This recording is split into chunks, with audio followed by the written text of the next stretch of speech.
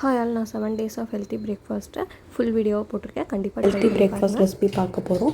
அதுக்கு ஃபஸ்ட்டு அவளை நல்லா வாஷ் பண்ணிவிட்டு சோக் பண்ணிக்கோங்க. அதுக்கப்புறம் சப்ஜா சீட்ஸை வந்து ஒரு 10 minutes சோக் பண்ணிக்கோங்க. நெக்ஸ்ட்டு நட்ஸ் உங்களுக்கு பிடிச்சது கட் பண்ணி வச்சுக்கோங்க. இது ரொம்பவே சிம்பிள் அண்ட் ஈஸியான ரெசிபி.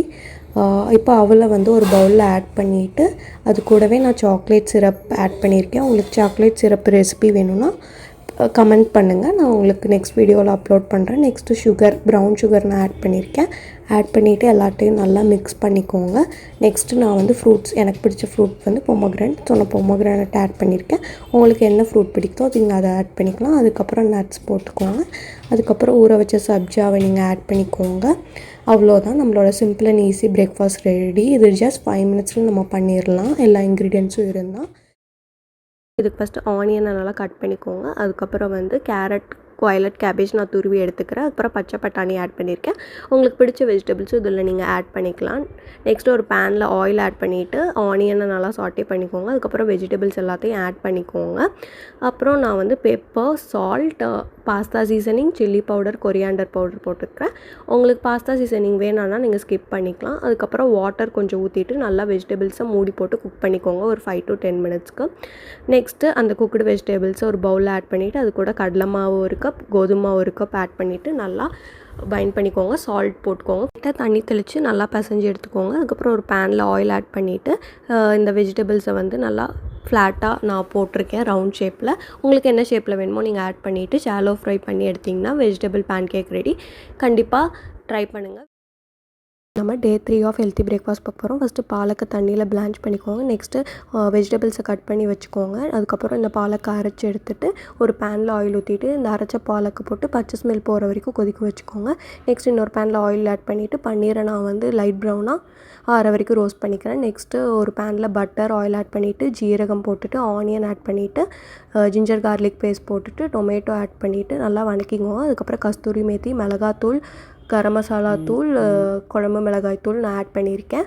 நெக்ஸ்ட்டு வந்து உப்பு ஆட் பண்ணியிருக்கேன். அப்புறமா கொஞ்சம் இந்த அரைச்சி வச்ச பாலக்கை வந்து ஆட் பண்ணிவிட்டு லைட்டாக தண்ணி ஆட் பண்ணிவிட்டு நல்லா கொதிக்க விட்டுக்கோங்க.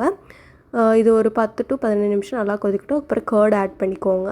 கர்ட் ஆட் பண்ணிவிட்டு மூடி போட்டு ஒரு 10 to 15 நிமிஷம் கொதிக்க வச்சுட்டு நெக்ஸ்ட்டு பன்னீர் ஆட் பண்ணிவிட்டு கடைசியாக கொத்தமல்லி போட்டு இறக்குனிங்கன்னா சூப்பரான பாலக் பன்னீர் ரெடி. இது சப்பாத்திக்கு அட்டகாசமாக இருக்கும். ஃபஸ்ட்டு பாஸ்தா வந்து தண்ணியில் கொதிக்க வச்சுக்கோங்க. நெக்ஸ்ட்டு தக்காளியை தண்ணியில் போட்டு பிளான்ச் பண்ணி அரைச்சி எடுத்துக்கோங்க. அதுக்கப்புறம் வெஜிடபிள்ஸ் உங்களுக்கு பிடிச்சது எடுத்துக்கோங்க. நான் இங்கே வந்து பச்சை பட்டாணி, ப்ரொக்கோலி, கேபேஜ் எடுத்திருக்கேன். அதுக்கப்புறம் ஒரு பேனில் ஆயில், பட்டர் போட்டுட்டு வெங்காயம் நல்லா ப்ரௌன் ஆனதும் அரைச்சி வச்சுருந்த டொமேட்டோவை ஆட் பண்ணிக்கோங்க. நெக்ஸ்ட்டு பாஸ்தா சீசனிங் ஆட் பண்ணியிருக்கேன். அதுக்கப்புறம் சாஸ் ஆட் பண்ணியிருக்கேன், டொமேட்டோ கெச்சப்.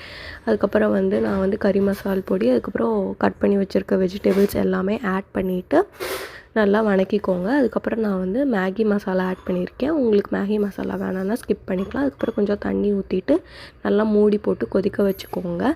இது காய் நல்லா வேகிற வரைக்கும் கொதிக்கட்டும்.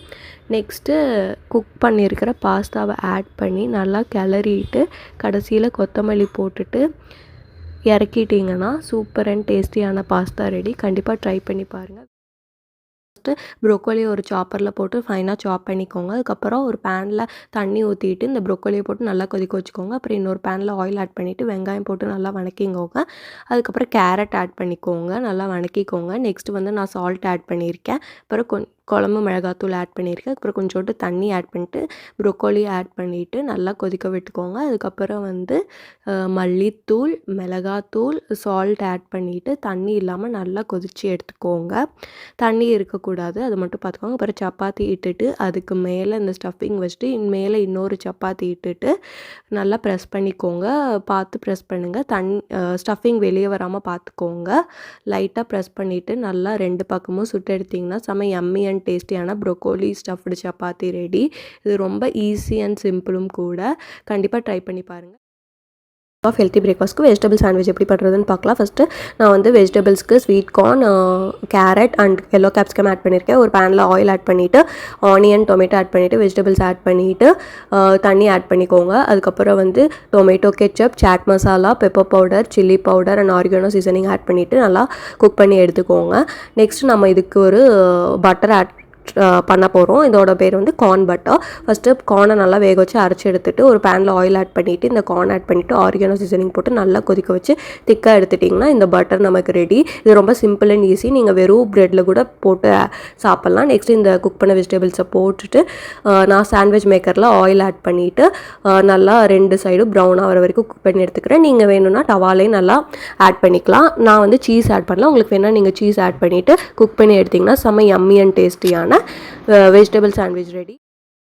ஹாய் ஆல், இன்றைக்கி நம்ம லெஃப்ட் ஓவர் ரைஸ் வச்சு எப்படி ஹெல்த்தி பிரேக்ஃபாஸ்ட் பண்ணுறதுன்னு பார்க்கலாம். ஃபஸ்ட்டு வந்து வெஜிடபிள்ஸ் கட் பண்ணிக்கோங்க. நான் வந்து கேப்சிகம் அண்ட் கேரட் எடுத்துக்கிறேன். ஃபஸ்ட்டு லெஃப்ட் ஓவர் ரைஸை ஆட் பண்ணிக்கோங்க. அதுக்கப்புறம் ஆனியன் ஆட் பண்ணிக்கோங்க. அப்புறம் டொமேட்டோஸ் ஆட் பண்ணிவிட்டு வெஜிடபிள்ஸ் எல்லாத்தையும் ஆட் பண்ணிக்கோங்க. அதுக்கப்புறம் கடலை மாவு 1 கப், அரிசி மாவு 1 கப் போட்டிருக்கேன். நான் salt, pepper, chilli powder, coriander powder போட்டு கொஞ்சம் தண்ணி போட்டு நல்லா தெளித்து பசத்து வச்சுக்கோங்க. நெக்ஸ்ட்டு ப்ரெட்டை வந்து ப்ரெட் க்ரம்ஸாக அரைச்சிக்கோங்க. நெக்ஸ்ட்டு வந்து இதை நல்லா வந்து கட்லட் ஷேப்க்கு பைண்ட் பண்ணிவிட்டு ஒரு பவுலில் கார்ன்ஃப்ளவரோ தண்ணியும் மிக்ஸ் பண்ணி வச்சுருக்கேன். அதில் போட்டுட்டு ப்ரெட் க்ரம்ஸில் நல்லா டிப் பண்ணி எடுத்துட்டு எல்லாத்தையும் இப்படி பண்ணிவிட்டு நல்லா ஆயிலில் போட்டு பொரிச்சு எடுத்திங்கன்னா செம்ம கோல்டன் ப்ரௌன் அண்ட் ஈஸியான left over rice cutlet ready. இது செம்ம சிம்பிள் அண்ட் ஈஸி. வீட்டில் இருக்கிற இன்க்ரீடியன்ட்ஸ் வச்சு ரொம்ப டேஸ்டி அண்ட் ஹெல்த்தியாக பண்ணிடலாம். கண்டிப்பாக ட்ரை பண்ணி பாருங்கள். வீடியோ பிடிச்சிருந்தா like, share and subscribe. Thank you.